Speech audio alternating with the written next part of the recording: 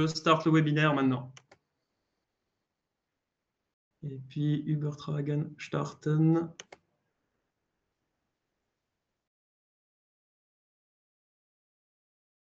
Alors, ça. Donc là, c'est parti. Et puis, juste partager les slides. Comme ça. Hop. Voilà. Tu vois les slides, Seb? C'est bon, ouais. Voilà. Je te laisse, Nico. Alors, bonjour à vous tous. Aujourd'hui, on se voit pour une formation sur les produits Frenus. Avant qu'on commence avec notre partenaire Frenus Sébastien Marcheret, je vais juste vous rappeler un peu qui on est. Donc, Solarmark, distributeur suisse depuis 35 ans. On est un acteur majeur sur le secteur du photovoltaïque. Et puis aujourd'hui, on est là pour vous présenter un partenariat qu'on a avec Frenus. Alors, aujourd'hui, ça sera une formation sur la configuration de la réduction de la puissance dynamique et du pilotage via les commandes GRD. On va aussi parler de ce qui va se faire dans le futur. Moi, je me présente aussi, je m'appelle Nicolas Stocklin, j'ai 39 ans, je suis le responsable pour la région Romandie, pour le canton de Vaud, Fribourg et un petit peu le Valais. Ça sera mon collègue, monsieur Thierry Anti, qui gérera la partie valaisanne. Donc nous, on a repris la gestion, la partie romande, où on est un acteur qui est assez important. Donc on est aussi là, pas seulement pour vous vendre du matériel, mais aussi pour vous donner des aides dans vos projets. Alors, pour ce webinaire aujourd'hui, ce que vous voyez à l'écran, vous pouvez réagir avec le petit bouton avec la main levée. Donc, vous pouvez nous écrire des questions. On va essayer de les répondre dans les meilleurs délais. Il faut savoir aussi que cette présentation, elle est enregistrée et qu'elle sera disponible sur YouTube. Alors, Solarmark, on est environ 100 personnes aujourd'hui. On a fait nos 35 ans cette année. Donc, on est le premier, le plus vieux distributeur photovoltaïque en Suisse. Vous voyez un peu tous les visages que vous avez pu voir à l'écran avant. On est une entreprise qui est très familiale, très suisse-allemande, mais on est aussi très roman. Ce que je voulais aussi vous dire, c'est que les services qu'on peut vous proposer, c'est pas seulement vous vendre du matériel, c'est toute la partie projet avec une équipe qui pourra vous assister dans plusieurs domaines. On pourra vous faire aussi des projets clés en main de A à Z. On a aussi une assistance où des personnes pourront venir aussi vous aider sur des installations. On a un support technique. On est une équipe pour la Romandie qui se base sur 4 personnes à l'interne, qui sont Paola, Lourdes, Serena et Florian. Et pour la partie service externe, alors ça sera moi, Nicolas Stocklin et Thierry Anti. On vous fait aussi beaucoup de soutien pour des matériels de prêt. Si vous avez des besoins sur des salons, des foires, on peut aussi vous donner un peu du matériel pour exposer lorsque vous avez des foires. Ce qu'on va faire aussi, beaucoup de formations. Alors, on a fait des webinaires, je pense que vous le voyez là maintenant. Là, en l'occurrence, on est avec Frenus. Il y aura une grosse journée qui sera à Neuchâtel avec Frenus. Je vous laisse le soin de regarder un peu les dates. N'hésitez pas justement à vous loguer et puis à prendre les formations. Je pense que c'est assez important aussi pour les installateurs d'aujourd'hui d'être formés et bien formés. On recherche un spécialiste technique photovoltaïque pour la Romandie. Donc, c'est une personne qui sera notre support, qui sera en hybride, qui doit parler le suisse-allemand, je le précise, mais qui sera une personne qui pourra voilà, nous aider aussi pour la partie soutien. Donc, si jamais vous avez des contacts, n'hésitez pas à partager. On l'a aussi fait sur LinkedIn. Il y a un post qui est vacant. Donc, n'hésitez pas à postuler. On pourra aussi vous répondre après. Alors, ce qu'on va faire aujourd'hui, c'est vous parler de Fronius. Nous, on est très présents sur les réseaux sociaux. On va pouvoir aussi vous aider sur tout ce qui est des nouveaux produits, sur les actualités qui se font, sur la législation. Et puis, vous nous trouverez toujours sur la plupart des salons qui se passent en Suisse. Je vous remercie en tout cas. Et je vais laisser le lead à mon collègue partenaire Sébastien Macheret de Fronius qui va vous présenter une présentation sur ces produits. Je te laisse le lead, Sébastien. Oui, merci Nicolas. Alors, est-ce que c'est le bon écran? Je crois que c'est le bon écran. Je crois que c'est bon. Alors, peut-être je tiens... pour nous, Sébastien. Voilà. Alors, je tiens juste d'abord à remercier SolarMark pour l'organisation de ce webinaire. Je vais pas trop faire de blabla et comme ça, on va directement pouvoir aller au cœur du sujet, Nicolas et aussi Thierry. Voilà. Alors, aujourd'hui, bienvenue sur ce webinaire Fronius sur lequel on a ciblé un thème qui est important cette année. Donc, c'est la configuration réseau, les commandes via le GRD ainsi que les limitations d'injection.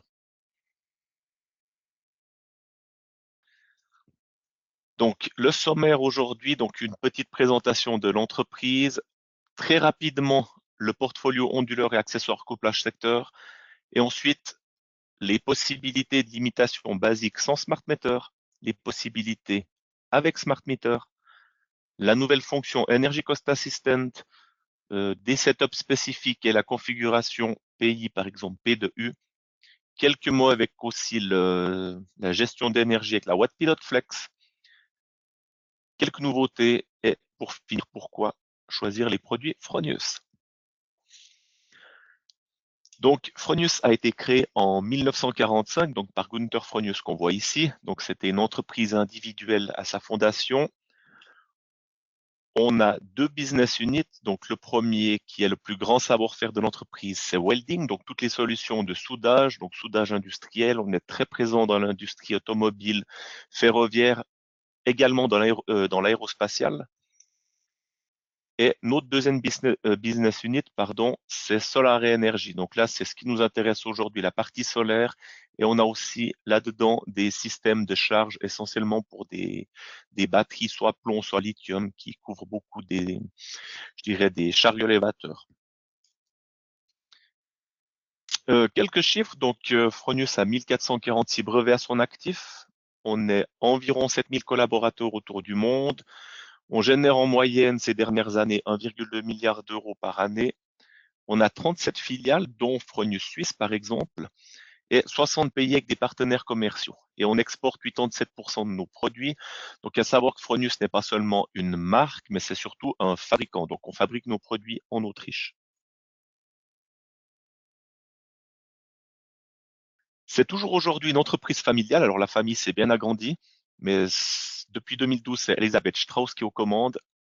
Et on peut voir ici, donc, on est un des pionniers du solaire. Donc, on a commencé notre activité solaire en 1992 avec le premier appareil sorti en 1995.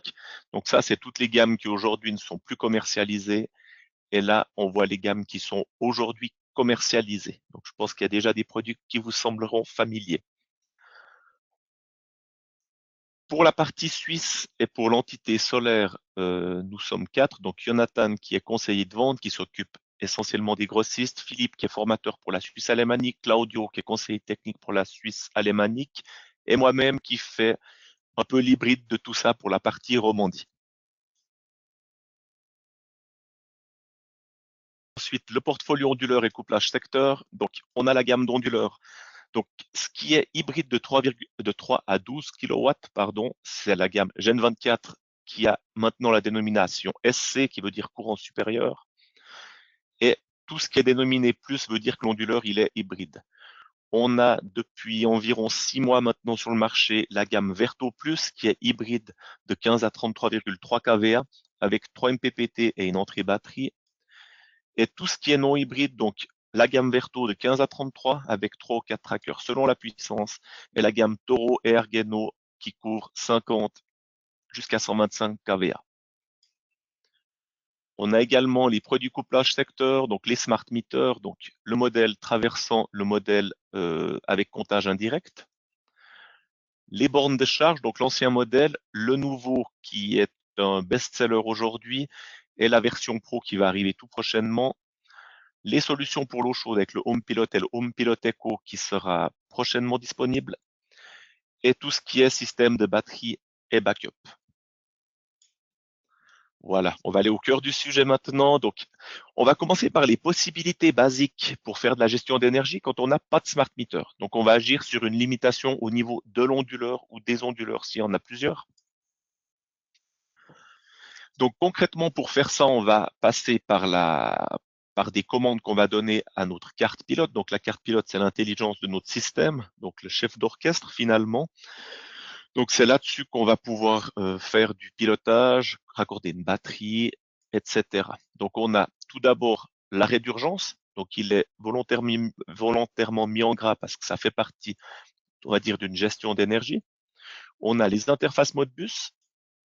On a les entrées et sorties digitales sur lesquelles on va pouvoir venir se raccorder avec le pilotage GRD. Et on a aussi la connexion par Modbus TCP en LAN ou Wi-Fi. C'est aussi pour les solutions avec plusieurs onduleurs par le Modbus TCP que les onduleurs vont pouvoir communiquer ensemble.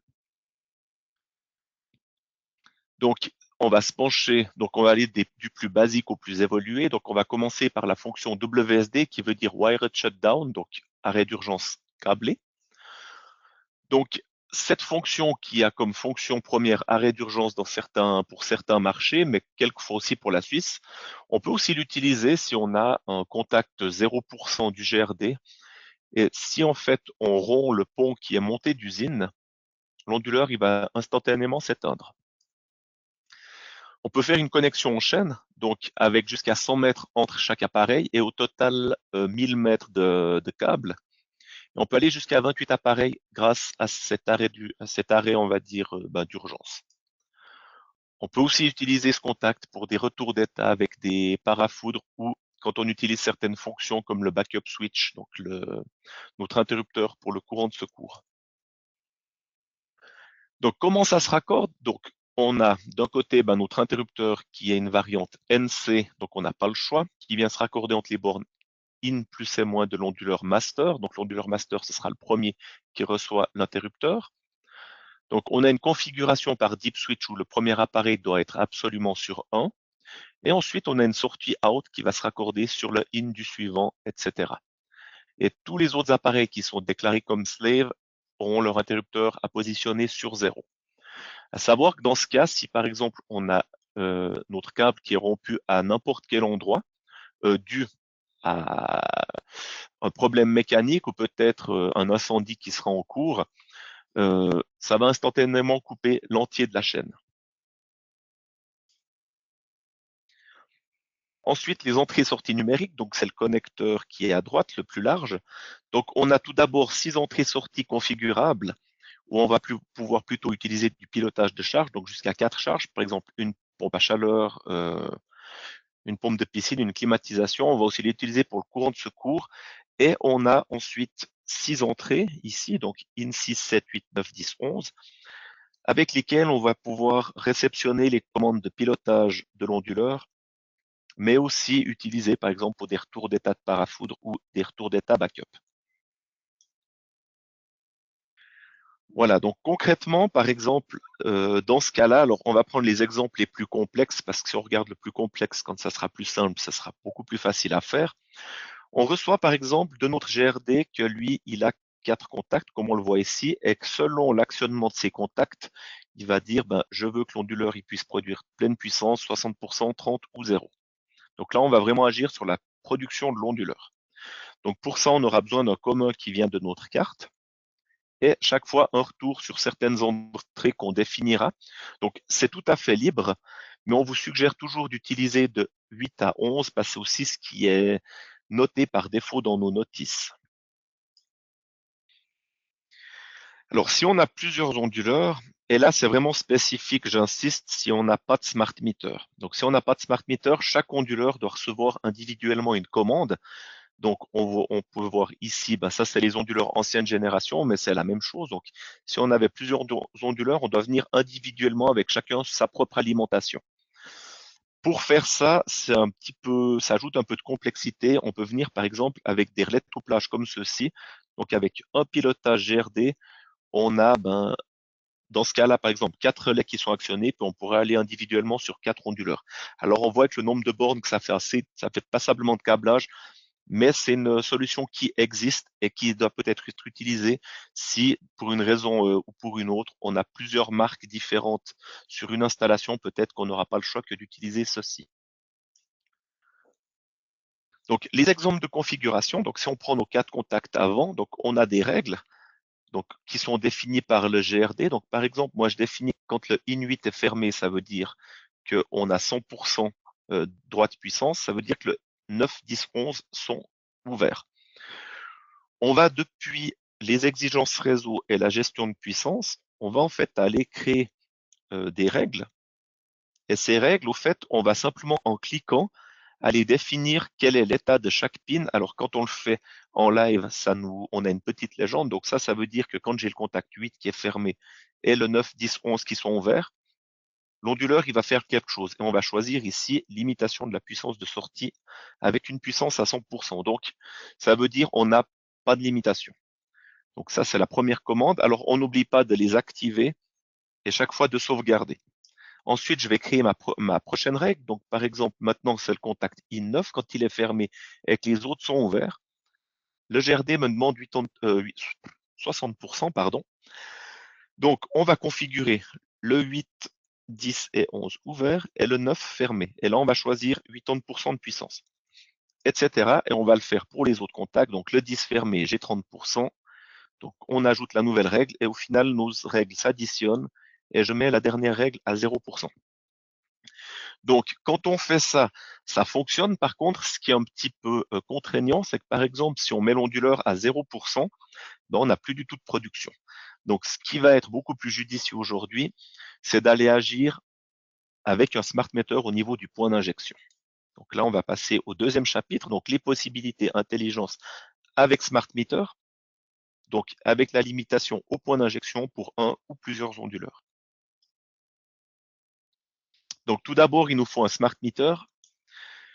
Donc, le premier modèle, c'est le modèle traversant, donc jusqu'à 65 ampères et qui communique uniquement en mode bus RTU, donc avec 3 fils en direct jusqu'à l'onduleur.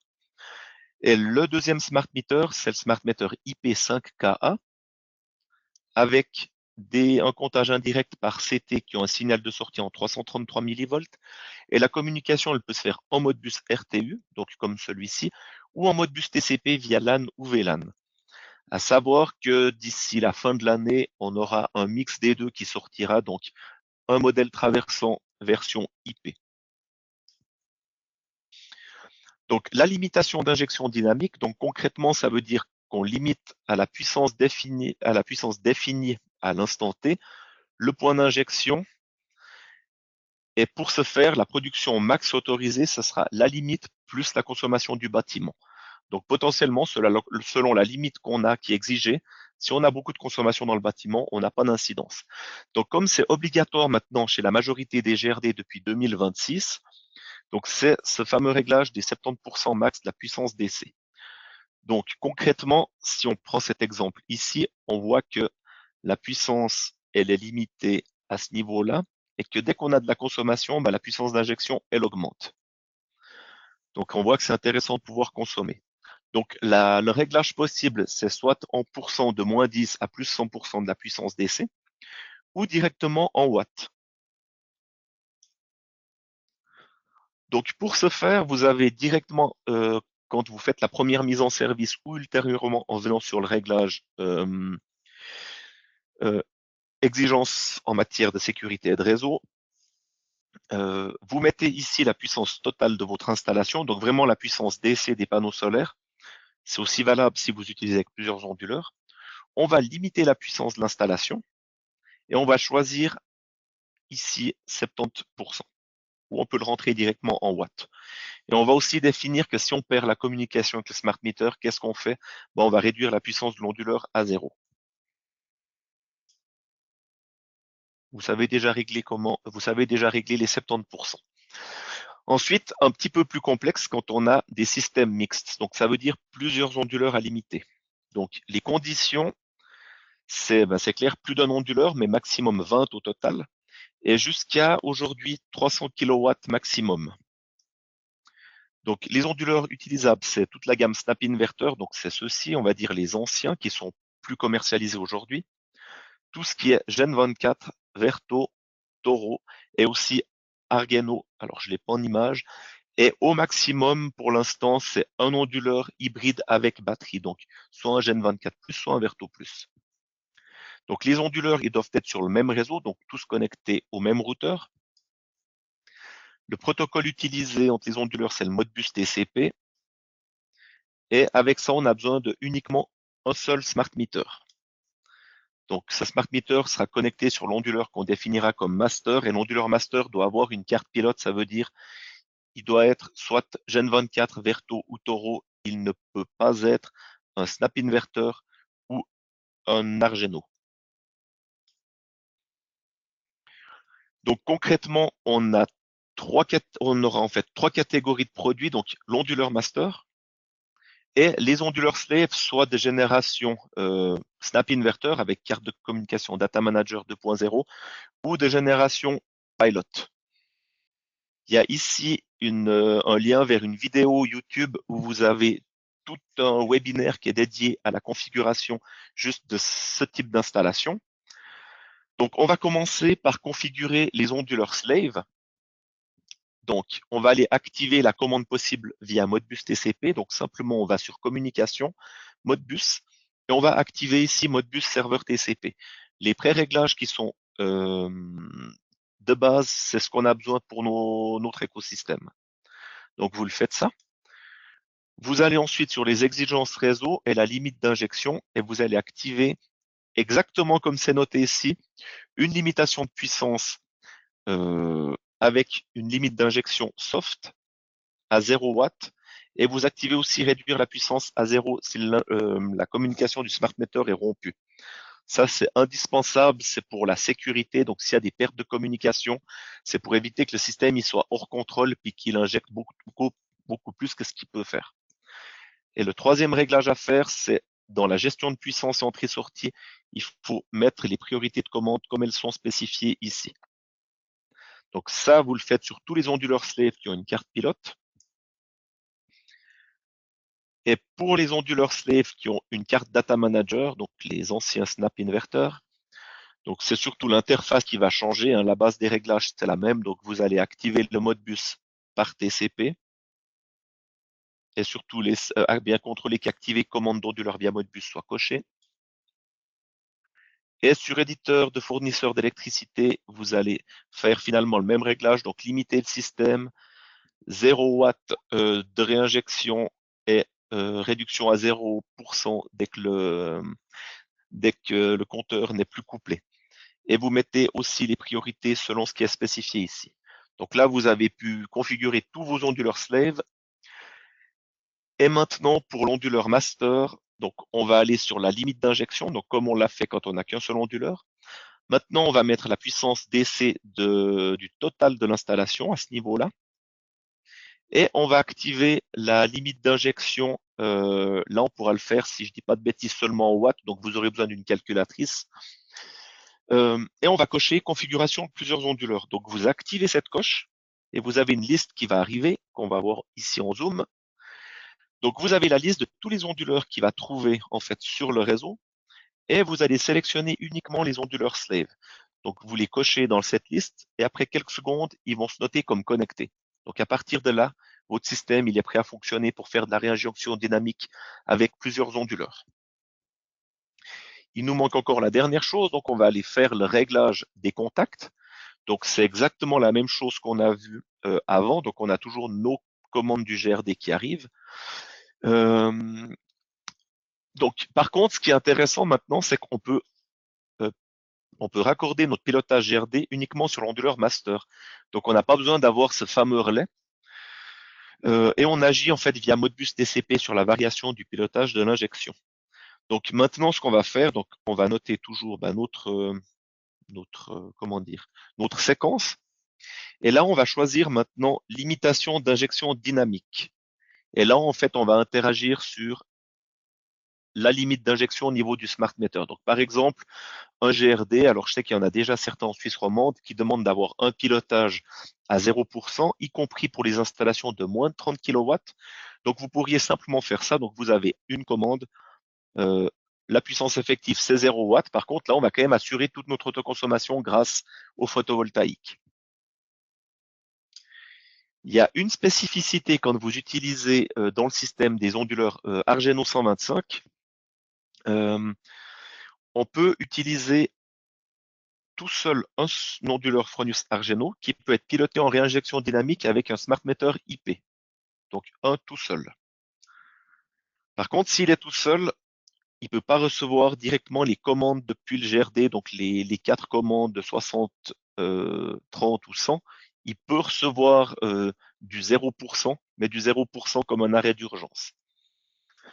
Par contre, si on a un onduleur Fronius avec carte pilote, il peut être master et prendre en charge justement la réduction de puissance dynamique au niveau du smart meter, y compris avec un ou plusieurs Argeno, tout en respectant toujours les 300 kW de puissance.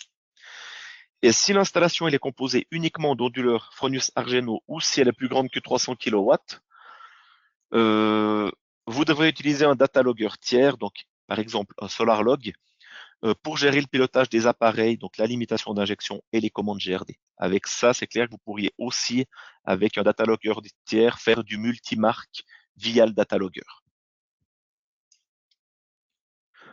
Qu'est-ce qu'on peut faire quand on a de la limitation d'injection? Donc ça, c'est peut-être aussi les questions de vos clients avec la limite de 70%.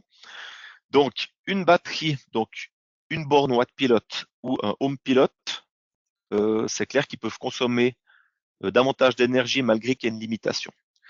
Donc le conseil quand vous avez une batterie, on a par exemple, on peut retarder sa puissance de charge, donc soit d'une manière manuelle, par exemple je limite sa puissance de charge entre 6h et 11h le matin, comme ça je débloque sa pleine puissance quand je sais que c'est ma limite de 70%.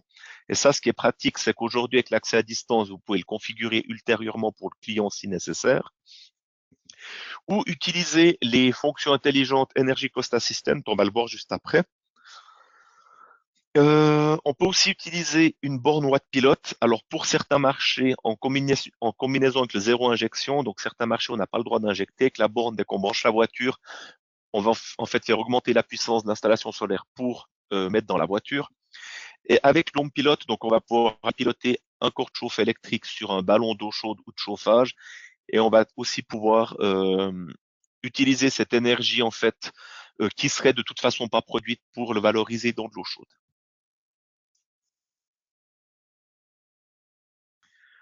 Ensuite, la nouvelle fonction Energy Cost Assistant.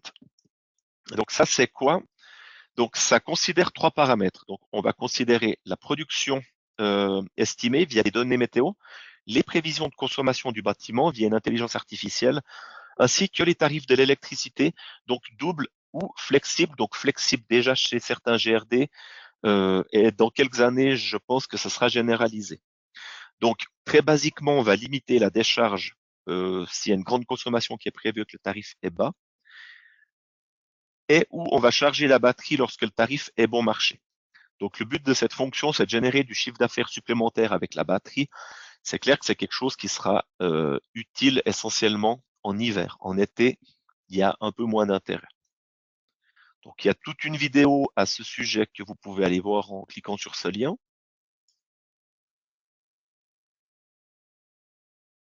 Donc le comportement sans le Energy Cost Assistant.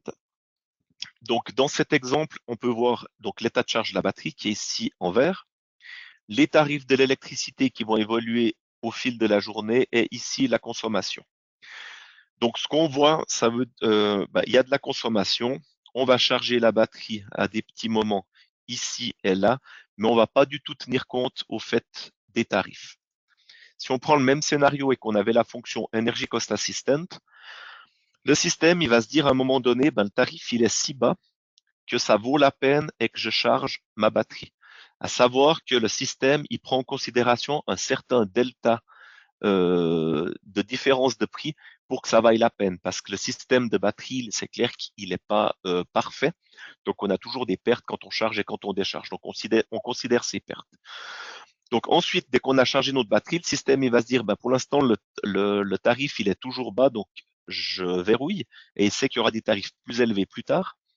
Et là, quand le tarif est plus cher, il va se dire, je décharge. Il recharge quand il y a de nouveau un peu de solaire. Et ensuite, il va de nouveau charger via le solaire ici. À un moment donné, ici, il considère que c'est plus intéressant de prendre sur le réseau. Et il va décharger quand le tarif il est plus cher parce qu'il sait que le bâtiment il va consommer relativement d'énergie à cette période-là. Donc ça, c'est des fonctions qui sont nouvelles, qui sont, c'est clair, en cours d'évolution. Il y a aussi maintenant la prise en considération de la limite des 70%. Donc automatiquement, le système, il saura que s'il y aura une limite qui est prévue parce qu'il y a, une forte production prévue, il va éviter de charger la batterie le matin, il la chargera plutôt l'après-midi. Et ça prend aussi en considération, aujourd'hui c'est pour certains pays d'Europe, il y a des tarifs de réinjection dynamique. Donc si l'énergie elle a été entièrement utilisée dans la batterie, dans l'eau chaude, etc., le système il va arrêter d'injecter de l'énergie tout court parce qu'il y a des tarifs de reprise qui sont négatifs. Là, ça c'est des exemples finalement exacts de ce qu'on voit sur le SolarWeb. Donc là, on prend deux cas. Donc un cas en partie été. Donc on voit ici l'évolution des tarifs sur la journée. Donc j'ai regardé ce matin, actuellement on doit avoir un tarif d'environ moins 4 centimes de l'énergie, pile maintenant à l'instant T. Donc on voit que le système, à part juste verrouiller un moment la batterie et limiter sa décharge, il fait presque rien pour la partie été. Donc on voit que là le système est peu intéressant.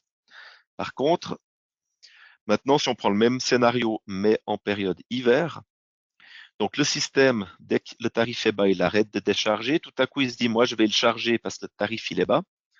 Je maintiens mon système parce que la différence de tarif, elle n'est pas assez élevée. Et je décharge ici pour absorber un pic de tarif. Et la journée, il va considérer que le tarif, il est relativement bas, que de toute façon, il n'y a pas de potentiel à charger. Et il va attendre plus tard pour décharger la batterie quand le tarif, il est plus élevé. Donc voilà un petit peu ce que c'est cette fonction. Ensuite, la configuration du P de U, donc la puissance en fonction de la tension, c'est aussi un paramétrage qui est relativement demandé aujourd'hui. Donc, on va aller faire un paramétrage avancé de l'onduleur. Donc ça se configure à la mise en service. Donc, d'abord, on a, c'est clair, le choix du setup pays. Donc, vous allez choisir le pays suisse. Et vous avez trois choix possibles aujourd'hui. Donc, Suisse A, donc pour les installations de moins de 250 kW, Suisse B pour les plus de 250 et Suisse A directement Q de U. C'est avec le paramètre déjà COSFI en fonction de la courbe qui est en principe demandée dans les PDIE qu'on voit ici qui est préconfigurée. Donc généralement aujourd'hui vous allez mettre systématiquement Suisse A Q de U, à moins que vous ayez une installation plus grande. Par contre aujourd'hui n'est pas encore intégrée la fonction P de U. Donc, elle sera prochainement intégrée aussi dans les choix de réseau. Mais dans l'intervalle, vous le faites manuellement. Et c'est bien de savoir comment on rentre dans les paramétrages de l'onduleur. Donc, vous allez dans Exigences en matière de sécurité et réseau et vous allez dans Setup pays. Vous verrez, il y a un petit cadenas et vous devez noter le code d'accès. Donc, ce code d'accès, vous le trouvez depuis le portail installateur SAV SolarSOS. Vous le trouvez sur la droite et il faut juste remplir la première fois une déclaration de consentement, comme quoi vous savez ce que vous faites quand vous utilisez ce code. Et ça va vous déverrouiller tout ce menu où vous allez pouvoir, par exemple, recharger le setup pays s'il est erroné et aller dans fonction de support du réseau. Et à partir de là, on accède à tous les paramètres de l'onduleur. Et parmi tous ces paramètres, on va basiquement aller sur ce qui nous intéresse. Vous allez trouver puissance effective, donc Voltage Dependent Power Control, donc P de U. Vous l'activez et vous allez, alors normalement, ce sera déjà pré-réglé comme ça si vous avez choisi la Suisse, mais ce sera juste désactivé. Vous avez ici le calcul selon la pente qui est exigée, donc ça c'est la pente standard des PDIe, mais j'ai déjà eu des installateurs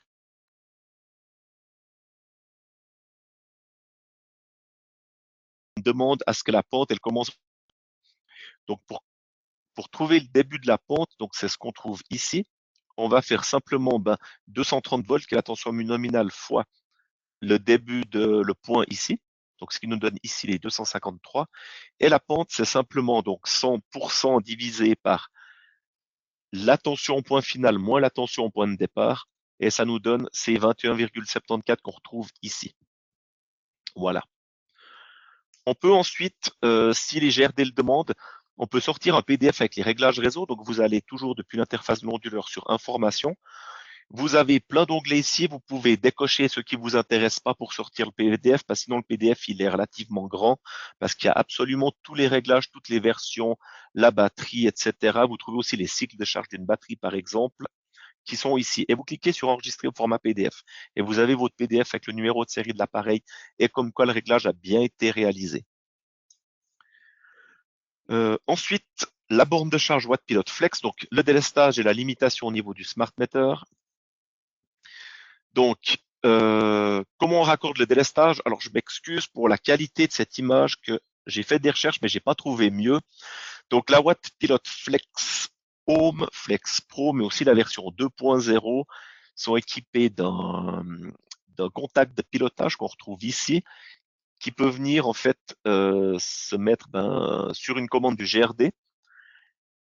Et on peut ensuite, via un pilotage NO ou NC, dire à la borne, maintenant tu baisses ta puissance à un seuil qu'on définit ou à 0.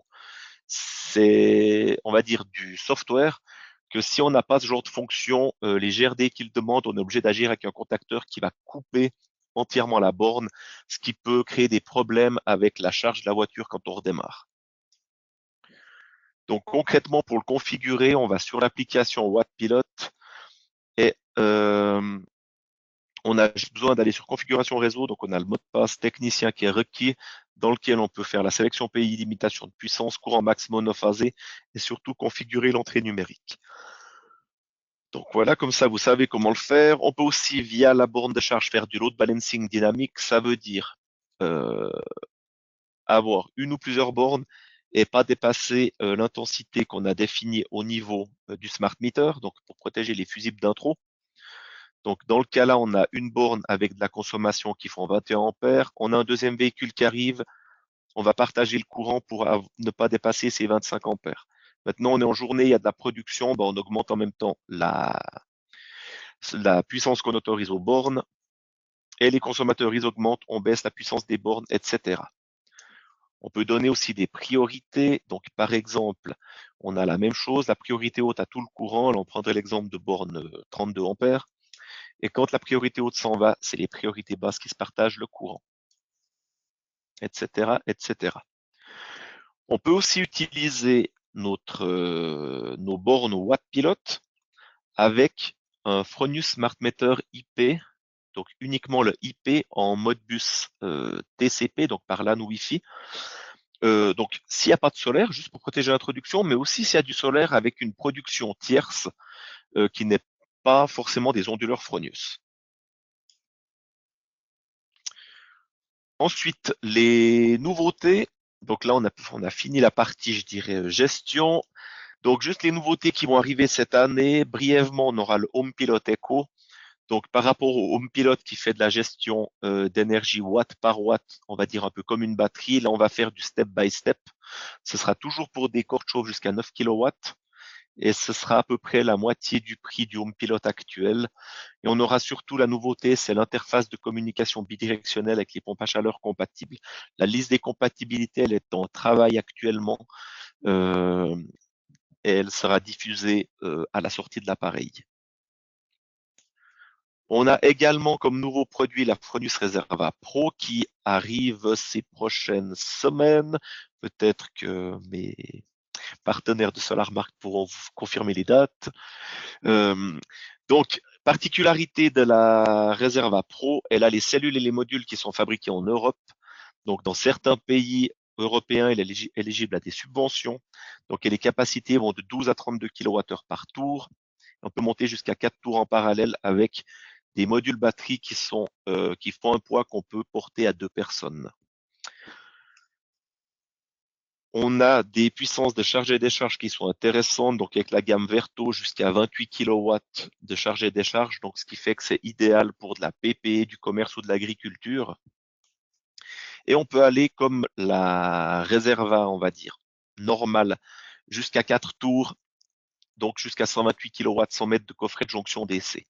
Et c'est un produit super qui se monte très rapidement parce qu'il y a les tours sont cliquent entre elles, il n'y a même plus de vis. Ensuite, pourquoi choisir les produits Fronius? Donc, parce que c'est clair que nous, on vise des produits premium et durables. Donc, c'est aussi le cas de tous nos systèmes de soudage industriel. On est très, très réputés.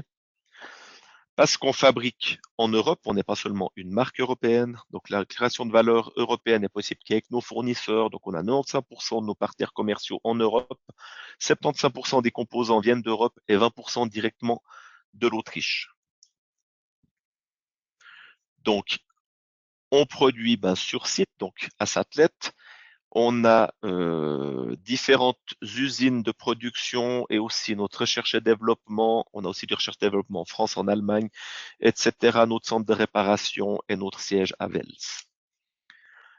On valorise la qualité. Donc ça, c'est un exemple d'une installation 30 kW. Donc les onduleurs faisaient 1,5 kW.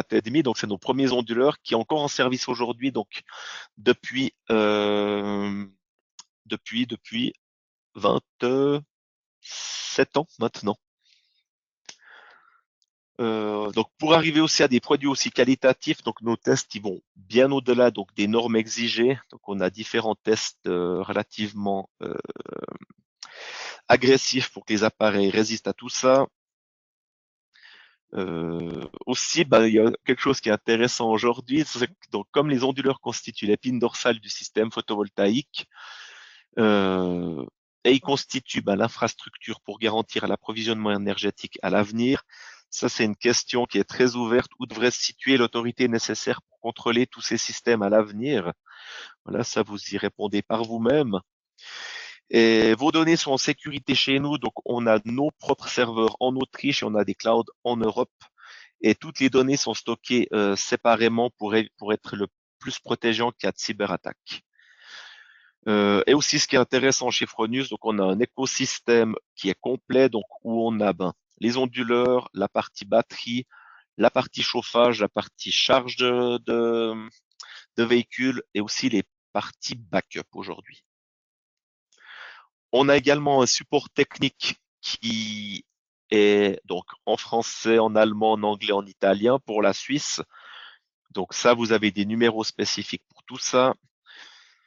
Et on produit donc, on approvisionne, on travaille de manière durable, donc avec depuis relativement longtemps de l'énergie 100% renouvelable sur nos sites, donc soit avec nos propres productions ou avec du courant d'origine hydraulique. 90% de nos emballages sont recyclables et on n'a pas de transport aérien pour tout ce qui est en Europe. Et aussi, on a une production durable selon ISO 14001. Et où trouver plus d'informations? Donc, vous avez ici donc tout notre support technique pour la Suisse. Là, une assistance spécifique en Autriche pour les problèmes de connexion, donc en anglais, en allemand. Tout ce qui est pour des commandes, des questions spécifiques. On a aussi où obtenir des informations, donc plusieurs liens avec nos outils qui sont à disposition. La chaîne YouTube avec plein de how-to vidéos. Donc ça, c'est très intéressant quand vous avez vous voulez installer un nouveau produit puis que vous vous dites, j'aimerais bien vite voir comment ça se passe. Vous trouvez sur notre chaîne YouTube plein de vidéos qui sont très intéressantes en allemand, en anglais. Mais avec YouTube, vous pouvez traduire automatiquement les sous-titres si vous n'êtes pas à l'aise avec l'une ou l'autre des langues. On arrive à la fin du webinaire. Déjà, je vous remercie d'y avoir participé. Je ne sais pas s'il y a des questions qui sont ouvertes actuellement.